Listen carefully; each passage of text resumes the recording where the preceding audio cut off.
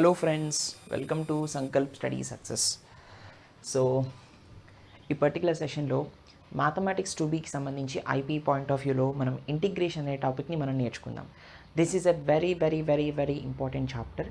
ఈ particular chapter నుంచి మనకి 18 మార్క్స్ వెయిటేజ్ ఉంటుంది. ఓకే, సో ఈ పర్టికులర్ చాప్టర్కి 18 మార్క్స్ వెయిటేజ్ అన్న ఐపీలో దీని నుంచి 2 మార్క్స్ క్వశ్చన్స్ వస్తాయి అండ్ 7 మార్క్స్ క్వశ్చన్స్ వస్తాయి.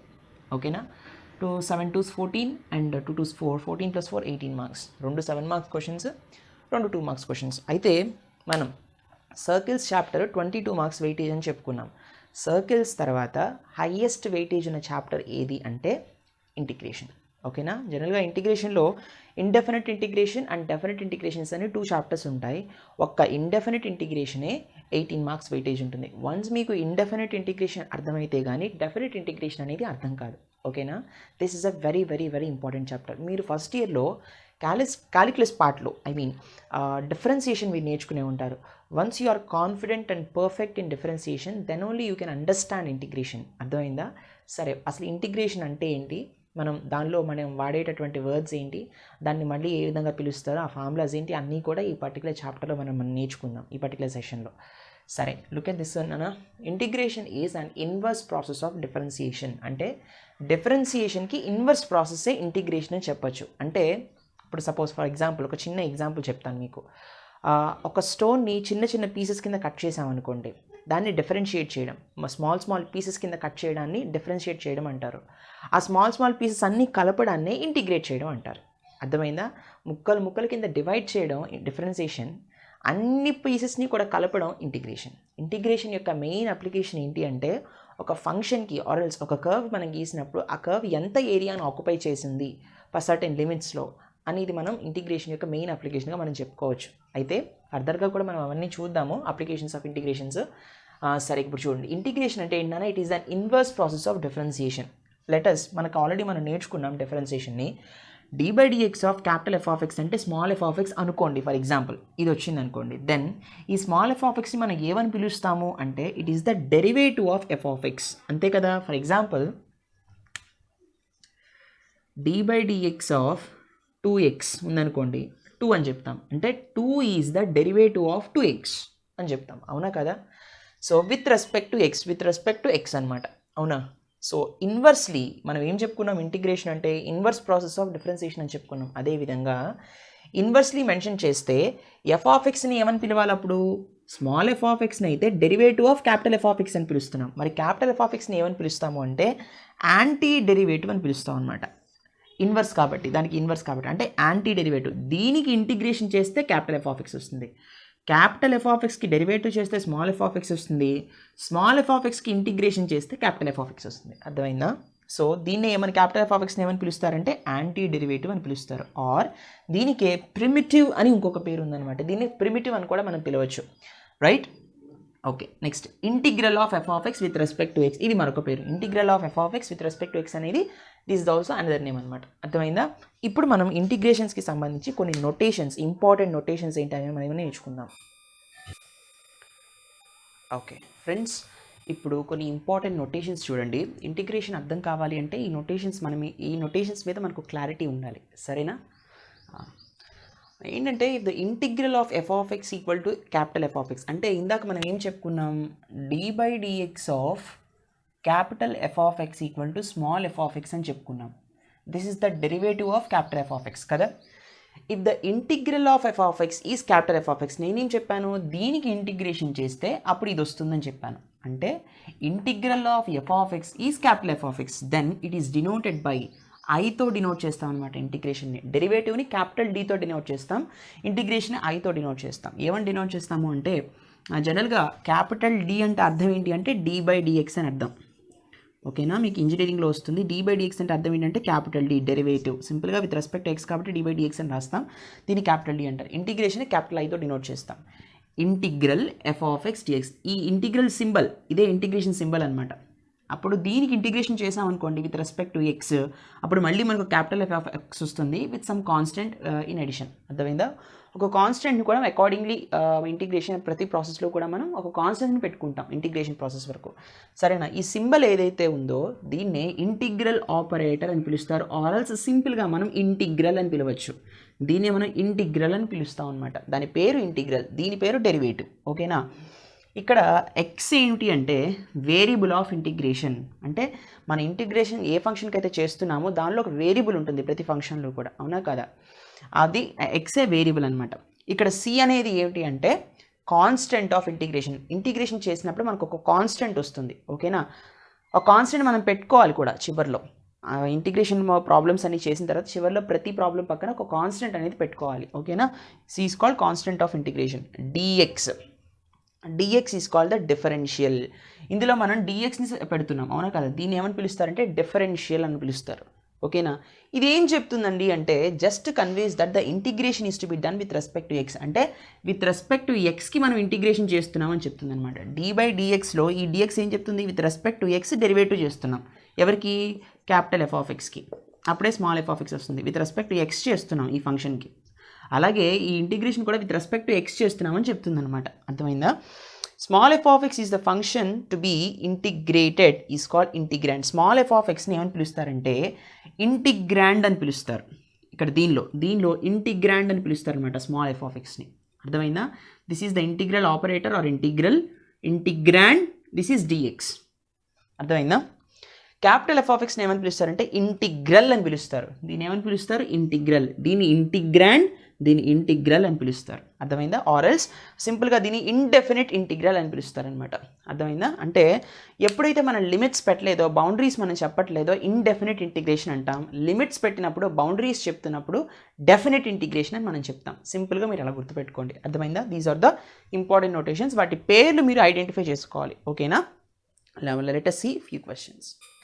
Okay friends, but before going to the formulas and problems, let us see an important note. ఇంటిగ్రేషన్లో ఒక ఇంపార్టెంట్ నోట్ ఏంటి అంటే సపోజ్ ఇంటిగ్రల్, ఇది ఇంటిగ్రల్ నేను మనకి నేర్చుకున్నాము small f of x integrand అనుకుందాం. సో ఇది a into f of x plus or minus b into g of x అనే కాంబినేషన్లో ఉంది. రెండు ఫంక్షన్స్ యొక్క కాంబినేషన్లో ఉంది. ఇక్కడ ab అనేవి కాన్స్టెంట్స్, అంటే ఒక నెంబర్స్. ఓకేనా? ఇలా ఉన్నప్పుడు ఫస్ట్ ఆఫ్ ఆల్ ఇంటిగ్రేషన్ మనం స్ప్లిట్ చేసుకుంటాం అనమాట. ఏ విధంగా అంటే ఈ ఫంక్షన్ని మనం స్ప్లిట్ చేసుకోవాలి. ప్రాపర్టీని ఎలా వాడాలి అంటే integral a into f of x dx. ఓకేనా? ప్లస్ ఆర్ మైనస్, ఇక్కడ ప్లస్ ఉంటే ప్లస్, మైనస్ ఉంటే మైనస్. ఓకేనా? కేవలం ప్లస్ కానీ మైనస్ కానీ ఉన్నప్పుడు మాత్రం ఈ ప్రాపర్టీ సాటిస్ఫై అవుతుంది. మల్టిప్లికేషన్ ఉన్నప్పుడు మాత్రం వేరే. అప్పుడు మల్టిప్లికేషన్ వచ్చినప్పుడు నేను ఇంటిగ్రేషన్ బై పార్ట్స్ అనే కాన్సెప్ట్ని చెప్తాను. ఓకేనా? ఇక్కడ ప్లస్ కానీ మైనస్ కానీ ఉన్నప్పుడు మాత్రమే ఈ ప్రాపర్టీ ఆర్ఎల్స్ ఈ నోట్ సాటిస్ఫై అవుతుంది అనమాట. A into f of x dx, దీనికి ఇంటిగ్రేషన్, ఇక్కడ ప్లస్ ఉంటే ప్లస్, మైనస్ ఉంటే మైనస్. ఓకేనా? Integral b into g of x dx. మనం ఇలా స్ప్లిట్ చేసుకోవాలి. అర్థమైందా? ఏ ఫంక్షన్కి ఆ ఫంక్షన్ని ఇంటిగ్రేషన్ని స్ప్లిట్ చేసుకోవాలి. అర్థమైందా? ఏ బయటకు వచ్చేసింది. ఏ అనేది కాన్స్టెంట్ కాబట్టి ఆ కాన్స్టెంట్ని మనం బయటికి తీసుకొచ్చేయచ్చు. ఇప్పుడు for example d/dx of kx అన్నప్పుడు k into d/dx of x అంటాం మనం. మనం k into d/dx of x is 1, answer is k అని చెప్తాను. కేని బయటికి తీసుకొచ్చేస్తాం కదా కాన్స్టెంట్ని. అదే విధంగా ఇంటిగ్రేషన్లో కూడా కాన్స్టెంట్ని బయటికి తీసుకురావచ్చు. So a into integral f of x dx. ఓకేనా? Plus or minus b into, b కూడా కాన్స్టెంట్ కదా, b into integral g of x dx. ఇలా రాస్తామన్నమాట. ఇది గుర్తుపెట్టుకున్నాను. ఇది మొత్తం మన ఇంటిగ్రేషన్లో మొత్తం చాప్టర్ అయ్యే వరకు కూడా ఈ ప్రాపర్టీని మనం వాడుతూ ఉంటాం అవసరమైన చోట. ఓకేనా? ఇప్పుడు మనం ఒక్కొక్క ఫార్ములా నేర్చుకుని ఆ ఫార్ములాకి తగ్గ ప్రాబ్లమ్ని ఎలా చేయాలనేది ఇప్పుడు మనం నేర్చుకుందాం. Right? Please note this note. All right friends, first formula ఏంటి అంటే ఇంటిగ్రేషన్కి this is the first formula. Integral x power n dx. Formula ఏంటి అంటే ఈ ఫార్మాట్లో ఉన్నప్పుడు x power n+1 whole divided by n+1 plus c. ఖచ్చితంగా ప్లస్ c అనేది మనం చివరిలో పెట్టుకుంటాం ఇంటిగ్రేషన్ చేసిన తర్వాత. అర్థమైందా? అయితే ఇంటిగ్రల్ x పవర్ n dxకి ఫార్ములా ఏంటి అంటే x power n+1 by n+1. ఇక్కడున్న nకి 1 యాడ్ అవుతుంది, హోల్ డివైడెడ్ బై n+1 అన్నది మళ్ళీ కింద డినామినేటర్లోనే వస్తుంది. అయితే ఇది రాసినప్పుడు n should not be equal to -1. n ప్లేస్లో -1 ఉన్నప్పుడు ఇలా చేయకూడదు. అర్థమైందా? n ప్లేస్లో -1 ఉన్నప్పుడు మాత్రమే ఈ ఫార్ములాని మనం యూస్ చేయకూడదు. ఎందుకు యూస్ చేయకూడదు అంటే ఎప్పుడైతే n ప్లేస్లో -1 పెట్టామో -1 + 1 0 అయిపోతుంది. అవునా? డినామినేటర్లో 0 ఉంటే అన్డిఫైన్డ్ కదా, అవునా కదా? కాబట్టి n ప్లేస్లో -1 ఉన్నప్పుడు వేరే ఫార్ములా ఉంటుంది, అది కూడా నేను చెప్తాను. బట్ గుర్తుపెట్టుకోండి, ఈ ఫార్ములా దేనికి మాత్రమే సాటిస్ఫై అవుతుంది? n-1 కానప్పుడు ఇంటిగ్రల్ x⁴n dx ఫార్మాట్ ఉంటే x⁴n+1/n+1 c, this is the formula. ఈ ఫార్మాట్ మీద మనం కొన్ని ప్రాబ్లమ్స్ చేద్దాం. See first question, integral x dx కనిపిస్తుంది. ఇంటిగ్రల్ x dx అన్నప్పుడు x⁴1 అని కదా దాని అర్థం. n ప్లేస్లో 1 అనే కదా ఉంది, అవునా కదా?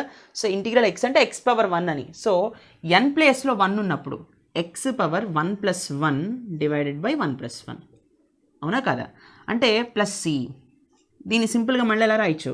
x⁴1+1 అంటే 2 divided by 1+1 is 2, x²/2 plus c, this is the answer. అర్థమైందా?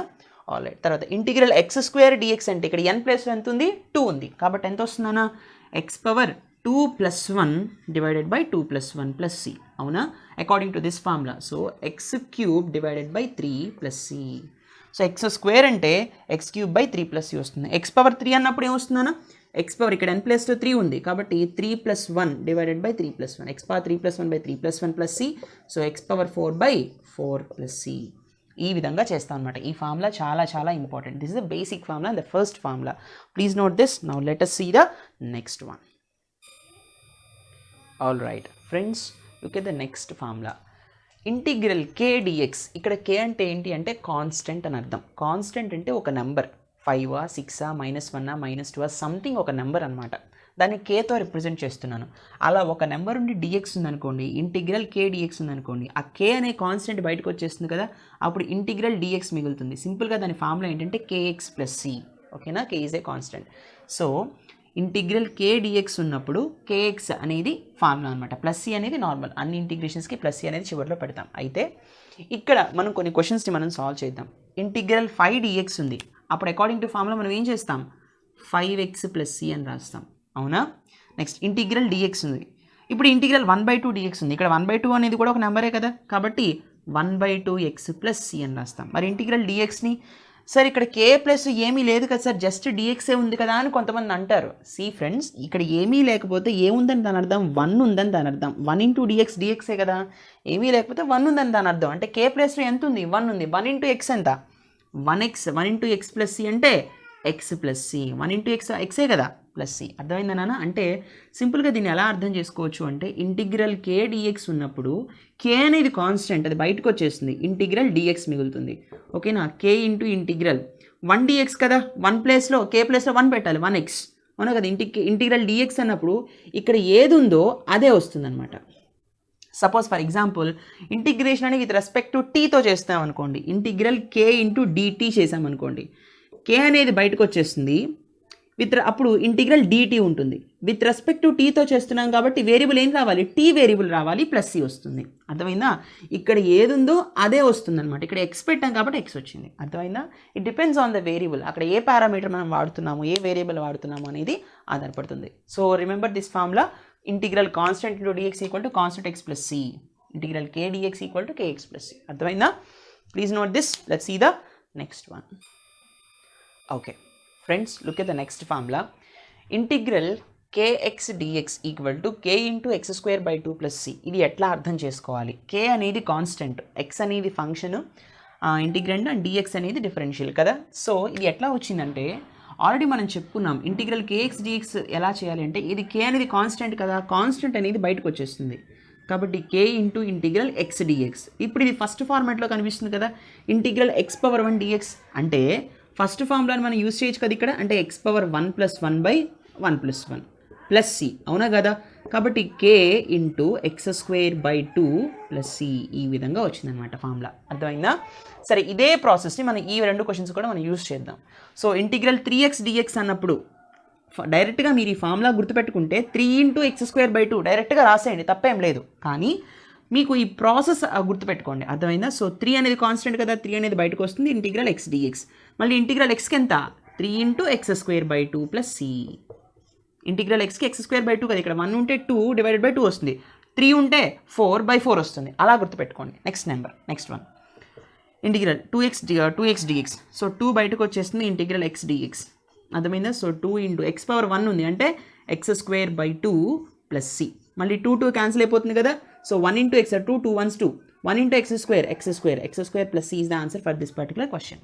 అర్థమైందా? ఈ విధంగా మనం సాల్వ్ చేస్తాం. Remember this formula or else you remember this procedure. అర్థమైందా? Please note this. Let's see the next formula. Okay friends, look at the next one. ఈ formula చూడండి, integral √x dx. Root ఉన్నప్పుడు ఫార్ములా ఏమవుతుంది అంటే 2/3 x⁻3/2 plus c అవుతుంది. Integral √x dx ఎంత? 2/3 x⁻3/2. చాలామంది దీనికి కన్ఫ్యూజ్ అయిపోతారు. 3/2 x⁻2/3 అని రాస్తారు. రాంగ్. 2/3 x⁻3/2. సార్ ఇది ఎట్లా వచ్చింది సార్ అని మీరు నన్ను అడగచ్చు. సింపుల్గా ఎలా అంటే మనకి ఆల్రెడీ తెలుసు, రూట్ ఏ అంటే దాని అర్థం ఏంటన్నా a⁻1/2 అనే కదా అర్థం, అవునా? అదేవిధంగా ఇంటిగ్రల్ √xని మనం ఎలా రాయొచ్చు? ఇంటిగ్రల్ √x dxని అంటే ఇంటిగ్రల్ రూట్ని మనం ఎలా రాయొచ్చు? x⁻1/2 dx అని రాయొచ్చు. ఇది ఫస్ట్ ఫార్ములాలో ఉంది కదా, ఇంటిగ్రల్ x⁻n dx ఫార్మాట్లో ఉంది కదా, అంటే x⁻n+1/n+1 ఫార్ములా, అవునా?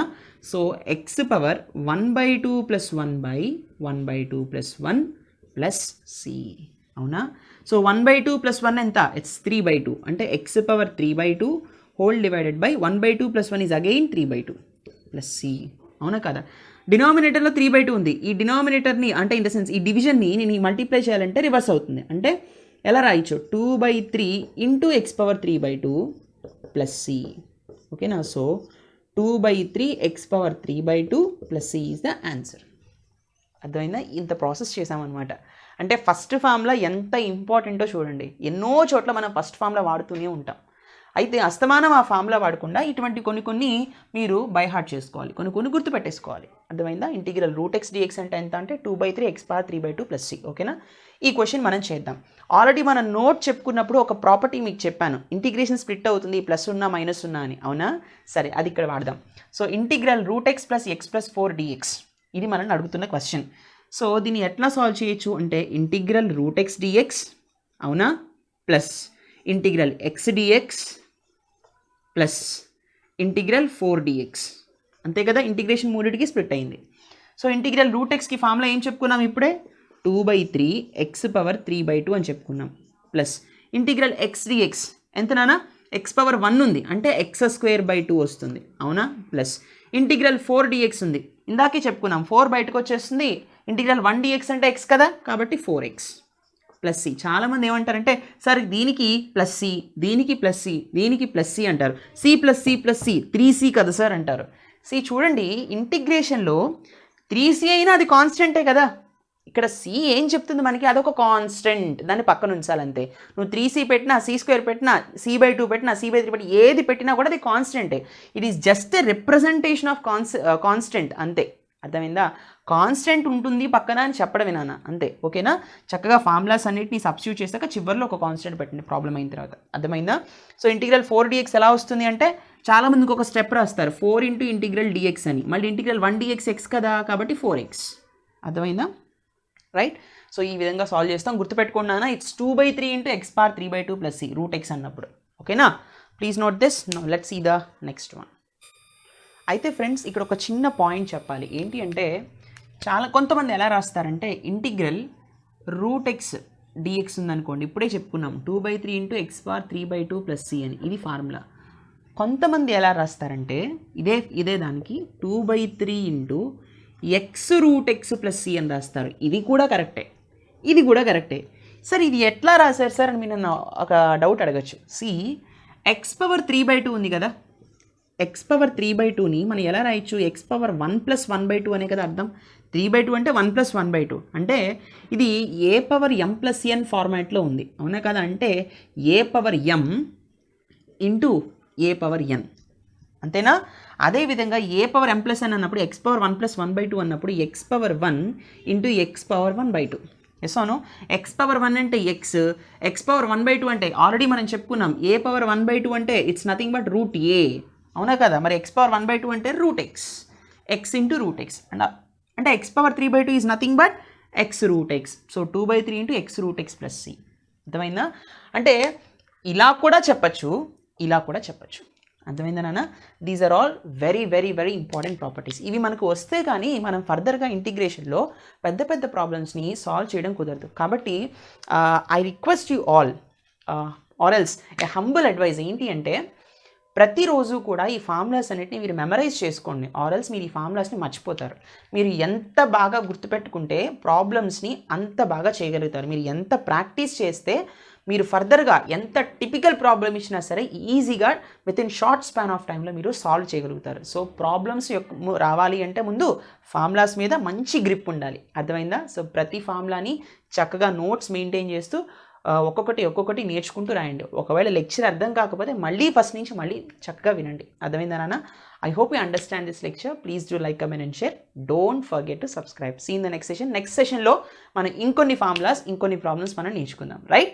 Thank you so much for watching. See in the next session. Take care. Bye by.